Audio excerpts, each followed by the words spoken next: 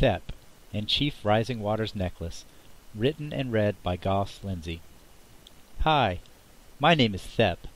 The truth is, though, I don't really have a name, but I saw this Far Side cartoon on Cyrus's tabletop and it made me laugh. The caveman's name was Thep, which was pretty perfect in my opinion. Anyway, I'd tell you this is how I look, but that's not really true, so I won't. And if I was a better drawer, but as you can see I'm clearly not, I'd show you the kind of clothes I like to wear, but they never look quite right when I draw them on, and Cyrus only has a few colored crayons for me to choose from anyway. See, I come from a place that's gonna sound pretty weird. I mean, really weird probably, unless you like sci-fi stuff. I don't live here on Earth, but from a planet far, far away. Anyway, for fun, we have this machine, kind of like a big white ball. We get inside and it takes us to different places across creation. My friends and I like to go to all kinds of places, and they're all so different. The truth is, usually we end up going to the same places over and over because we like them so much, and sometimes we leave a short book like the one I'm writing now to let others know what we thought of their planet. Before we go to a place, we implant this special computer chip that enables us to resemble a type of creature and even understand its language, if it has one. It also downloads a few basic facts about the planet we're headed to, but for the most part, you pretty much have to be there to learn most of it once you're there. Knowing stuff is a lot different than actually having to do it. Also, we're never afraid, because anytime we want, we can close our eyes and return home by thinking about it really hard. Plus, when the body we're in dies, in case that happens, we return home safely that way too, and let me tell you, that can come in quite handy. Anyway, this is now my third time coming to your planet, and honestly, I'm hoping to leave real soon. After I find someone, that is, and of course finish this book. The first time I came, I think I picked the wrong area, and maybe time period too. See, when I got here, it was almost dark, and I saw some people at a fire. When I got close, they all started chasing me with big sticks and stuff, so I had to run away and hide. I had a really hard time sleeping, it was so dark, I could barely see anything.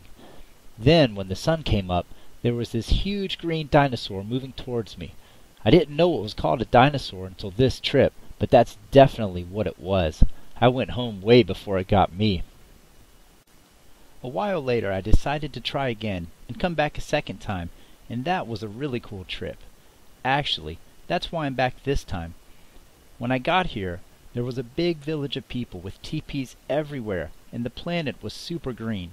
At first, I wasn't sure if they were going to hurt me because I was new, and I didn't think they were used to visitors, especially ones that had funny clothes like I had. I explained to them where I was from, and they thought it was pretty neat. This one guy started praying to me or something, and I laughed because it was really weird. They kept calling me Star Walker, but when I explained stars were suns, and no one lived on suns because they were way too hot, at least anyone that I knew, they didn't seem to quite understand.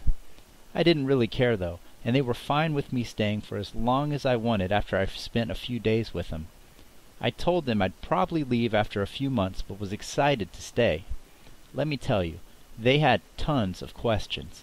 They loved to sit around the fire at night, wearing all kinds of cool-looking beads and paint and dance around, and they always laughed when I tried. Sometimes I got tired of all the questions, but I know it was really just because they were curious. Especially this one older Indian who was their chief. Chief Rising Water, they called him. I guess to be fair, though, I had a lot of questions too, and they did teach me a ton about their way of life. I learned how to hunt with a bow and arrow, which was really hard. I used all kinds of weapons in hunting in the past on all different planets, and most of them just took skill. These bows took a ton of strength and calluses on my fingers that I didn't have for weeks, and even after they came around, I was still pretty bad. They also caught fish, and taught me how to grow all kinds of food. Being a traveler, I'm pretty used to using planet's resources in all kinds of ways, and I always look forward to learning more. These people did everything hard. They played hard, they rested hard, and they worked hard too. They were super excited when I once showed them how to carry heavy water flasks back to camp by strapping the holders around their elbows instead of their hands. Whenever I could help them, I would, but pretty much, they had everything they needed. I always like visiting places where creatures are aware they don't just die and are gone forever. These Indians knew where they were from, and they called it the Great White Spirit, and in between visits, here was where they wanted to live. They also understood their body was part of the earth, and had a lot of respect for the planet they lived on. I can't really explain this part good, but lots of bodies you get in don't have a lot of emotion, and it's a lot different that way. These people laughed, cried, and loved loudly, and I did too. They were really glad I came to visit them. I promised that I would come back someday to visit, and they promised to tell their kids about the Starwalker, so they'd be waiting for my return. They'd lived here for thousands of years, they said, and were happy to keep coming back for now, as they loved planet Earth. But someday they thought it would be cool to live on a planet like mine. I was excited to come back and visit them again, and hoped they really would remember me. Lots of times, when you leave, the beings really do keep telling the story, and when you come back, they totally remember, and it's awesome. They especially tend to remember when you don't come back too much later. I gave them all a big hug goodbye, and even cried because I was going to miss them, and Chief Rising Water gave me a really big necklace to take home to wear when I came back. He said this is the necklace I needed to bring, so his people would remember who I was. So this is now my third trip to Earth, like I said, and I came right back to the same spot. I had to learn a new language, but lots of times that changes, and before I left, I made sure to put on Chief Running Water's big necklace so they would all remember me. It was only a few hundred years later in their time, so I was pretty sure they would. After all, they'd been here for a few thousand years already. When I came back, it looked totally different. I'm kind of used to places changing, but rarely as fast as it did here. Then again, traveling is what my people do, so we're used to all kinds of crazy things. Usually, when places change a lot, they've learned a new technology or something, and a lot of times it doesn't work out for the best. There's all kinds of things that happen I won't get into because it would make this story way too long. When I first got to the village I last visited, it wasn't a village anymore. There were fences and houses and roads and all kinds of lights. I find when a species doesn't live together and share stuff, they're usually not as nice to visitors. But I saw this old guy who didn't look like the Indians. He was dark brown with short black curly black hair, and the Indians were light brown with long black straight hair. I thought maybe, though, they were still around, and I asked him if he'd ever heard of an Indian chief, Rising Water, from a few hundred years ago. The man's name is Cyrus, and he's really cool, but I know at first he thought I was crazy. He's 70 years old, and I'm making this last story in his house right now. His wife died recently, and his 2 boys left home a while ago. He told me he's lonely and sad a lot of the time. For some reason, though, he sure thought my big necklace was worth a laugh. Cyrus told me he thought I'd experienced what he called the bad trauma. When I told him my story, he felt really bad for me. He also asked that I not mention it to anyone else. "They gonna lock you up somewhere bad, and you're a good boy who don't need no locking up," he told me. I don't know who he meant was gonna lock me up, but I figured he knew more than me about what I should and shouldn't do. My first night at Cyrus's place was pretty fun. He had only one room in his house, and I slept on the couch across the room from the bed he slept on. His place was definitely bigger and warmer than the teepee, but he kept apologizing for some reason, saying his house was too small. I told him before bed my stomach hurt, because I didn't want to hurt his feelings about the dinner he gave, but it was really gross. He called it spam, and he said I should eat as much as I could to build my muscles up. I still don't know what it was made out of, so I just drank water. When I woke up, the sun was barely coming out, and I decided to go hunting with this big stick I found and sharpened outside his house. The area looked all the same besides all the houses and streets and stuff, so I kinda knew where to look for food. The Indians had been able to hunt smaller animals like rabbits with these sticks, and even though I never caught one that way, I thought I'd give it a try. Before I got down to where the lake was, though, I found these huge apple trees, way bigger than the apples I remembered from before. I jumped over the fence and took off my t-shirt to put them in, so I could bring them back to Cyrus. I saw a light go on in the house with a person looking at me. I was so excited to get back up the road to Cyrus's house with all my fresh apples for us to eat when this loud car with lights almost ran me over. 2 people in blue uniforms got out and threw me to the ground. They even put chains behind my hands. I really wanted to close my eyes and go back home, but I didn't. I still had a necklace I wanted to give back. I just needed to find Chief Rising Water's family. The problem is, I hadn't even seen another Indian yet. Anyway, these police officers were not very nice. They mainly just made fun of me and called me names, but I felt bad for them because they were so angry. I've met all kinds of really scary beings in the universe, but most of them just want to eat you. I usually don't find the kind who just gets happy being mean. Well, they put me in prison, but somehow Cyrus found me. Later that day, he came by. They made him pay some paper he seemed to be sad to give away, and I felt bad because I could tell they were important to him. The people at the prison even picked on Cyrus for coming to get me. They called me the Indian fruitcake. Maybe that's because I had apples. Cyrus gave me what he called a talking to, and I learned a whole lot. This place was so different than it used to be. He told me how people owned the apple trees, and I couldn't hunt for food because it was not mine. He never explained to me whose animals they were, but he did say I'd be in a heap of trouble if I tried to go hunt them. I told him I would be leaving soon, but really wanted to find the Indians. He tried to help as best he could. He said there were not as many Indians around, but he showed me how to use the telephone, showed me how to call people and ask around to see if they knew who Chief Running Water was. He said it was better this way than walking around, and asked me to stay in the house in his yard for a few days to make sure I was safe. I don't know who he meant I would be staying away from, but I was happy to use his telephone. There was this special section he said to call mainly because more Indians lived there than any other place. I called a whole bunch of people the next day, but no one knew who Chief Running Water was. Cyrus must have really liked Spam too, because every time he got hungry, he ate it with some rice. I mainly just ate the rice, but he told me again I needed Spam so my muscles would get fed too. Someone who had all those apples and animals must not have liked Cyrus for some reason, because they didn't let him have any of them. That made me pretty sad for Cyrus, and I couldn't imagine why someone wouldn't like him. So right now I'm writing this, and really excited, because I found a woman who said they are related to Chief Running Water, and tomorrow I can stop by any time. I told Cyrus, and he actually knew the street they lived on, and said we'd walk there tomorrow morning. I also explained that after I leave the necklace for them, I was going to have to go on.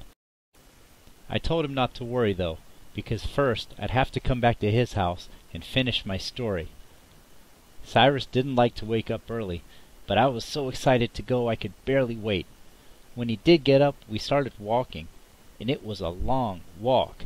It probably took an hour to get to their house. I asked Cyrus why we didn't drive, and he said it's because he didn't have a car. I asked him why he couldn't use someone else's, because everywhere I looked I saw cars. He looked at me with a funny frown. When we got to the address we were going to, we got to the door, and an older woman opened it up and froze when she saw me. She stared at me for about a minute before she said something I could barely even understand. "Elia," she said.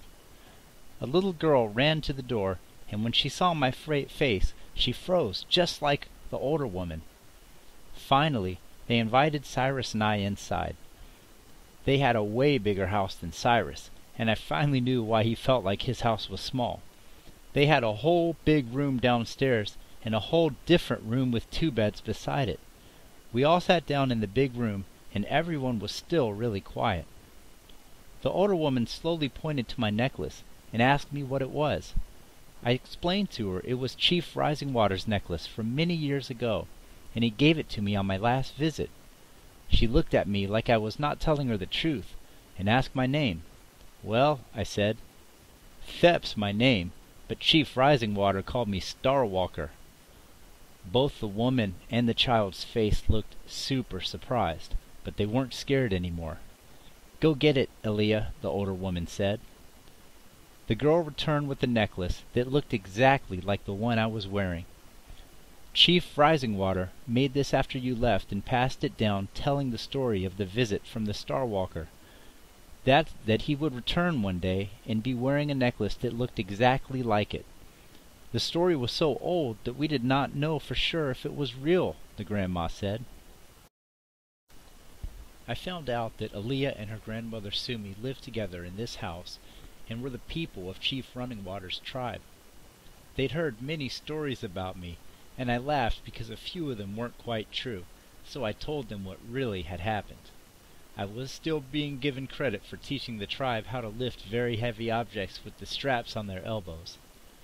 It was a good time, and we talked for hours. Cyrus and I even had dinner with him. I told him we'd be going back after I finished my story at Cyrus's house tonight, and I was so glad that they had remembered the story. A lot of what they told me was really sad, about the history of their people and some of what had happened. Cyrus barely spoke the whole time. He did seem interested, though. When it was time to leave, it was dark, and Sumi luckily had a big truck and was able to drive us back to Cyrus's house, which was the best because I was tired and did not want to walk for another hour. When we got back home, Cyrus could not stop staring at me. Finally, he asked me something. "Do you know who Jesus is?" "Of course," I told him.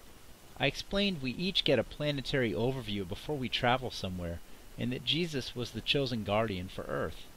I asked Cyrus if he'd left or something, because it seemed like the place had really gone downhill since my last visit. Then Cyrus asked me if I knew who Satan was. I told him I didn't know a Satan, and asked who that was.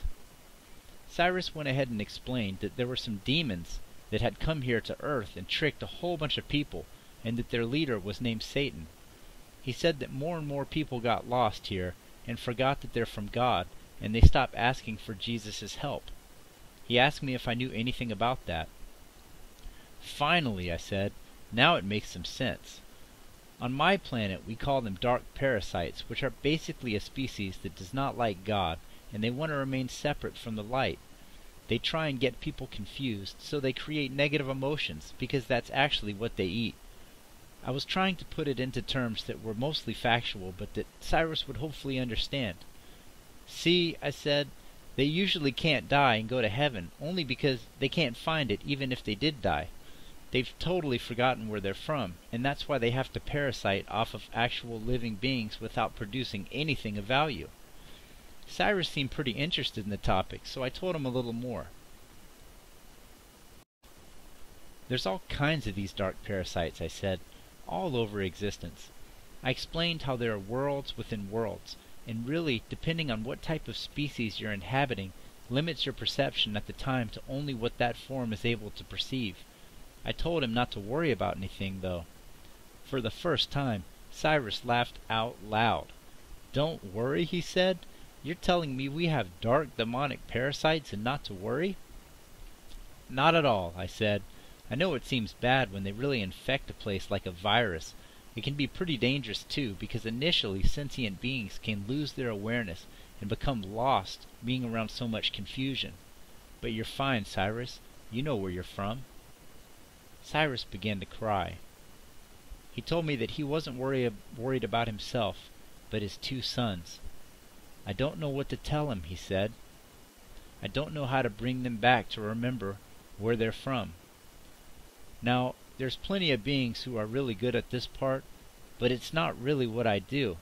So I told him about the coalition. "See, I went to this one planet one time, and it was way different than any place I'd ever gone to. I had a hard time even being there, because the frequency of these beings was so high, it was really hard for me to hold the form.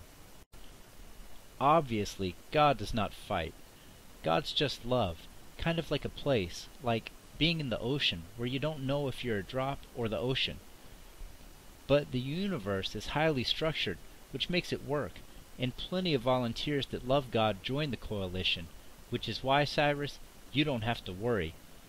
He kept looking at me. I explained how the universe is filled with sentient beings of all types, all of whom deal with dark parasites from time to time when a species gets a little lost. I told him to imagine kind of like the human body, and to imagine Earth like a tiny bone in his kneecap. Cyrus looked confused, but I continued on. In the world of form, or possibility, all things can exist, but they're temporary. Right? I asked. He kinda nodded. When a being's not housed in a body, it's formless and in heaven or God. But when a being chooses a form, it's still with God, but it's in a shell, and the shell has a finite lifespan, even if that lifespan is thousands of years. All atoms, electrons, suns, moons, orbits, they're all the same. Looking out is like looking in. Anyway, if you have a parasite on your knee, what's going to happen? I asked. Instead of waiting, I explained how the system, your body, will communicate and eventually coordinate its efforts to eradicate the virus and heal. First, the system will see how the knee responds to the threat and if additional help is really needed. See, the knee actually learns a huge amount of information by going through this process, even though it can feel painful at the time. So, what's the coalition? He asked. Like a whole bunch of good angels with all kinds of swords and shields coming to fight? The image made me laugh out loud, and he kept watching me. I'm including this part in the book, by the way, because it seems so important to Cyrus. I figured I'd write it down. No way, I said.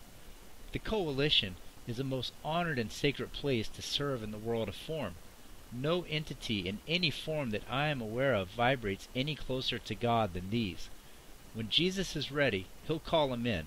Pretty much, once you're approved and assigned as the planet guardian, you're dedicating your entire life as one of the highest forms of existence and service as well. So there's no fight with Satan? Cyrus said. I tried to explain to him that you couldn't really call the immediate eradication of a virus a very fair fight. The coalition restores the health to the sick. Their frequency of light and love provides what most would consider miraculous healing. It's really just an immediate restoration, I said. And the demons? He asked. Oh, they leave as soon as Jesus puts word out for the coalition to come. It takes them ages to really infest an area to where they can parasite it well. They have to go find a fresh start somewhere else. Shoot, the truth is, these parasites have a hard enough time even being around a normal being who's filled with love. They can't stand it, and physically actually causes them pain because of the vibrational discrepancy. That's why they're always hiding and being sneaky wherever they go. They're actually highly intelligent very often, at least in a technological way, but that doesn't really mean much. I'm sure if they could stand up to the coalition, they'd love to give it a go, but luckily for us, it just doesn't work out that way. Cyrus was in deep thought and kept mentioning his boys. While he roamed around the house, talking and mumbling, I finished these last pages and drew my last drawing. Do what you want with this little story, I said. I'm going to miss you, and I'll look for you on the other side. Cyrus told me he was determined to make sure his boys knew the truth, and thanked me for confirming the things he always knew, but couldn't quite put his finger on. I would write the end after I leave, but cannot for obvious reasons. So with that, I'll go ahead and say goodbye, and with love to all. Thep, a.k.a. Star Walker.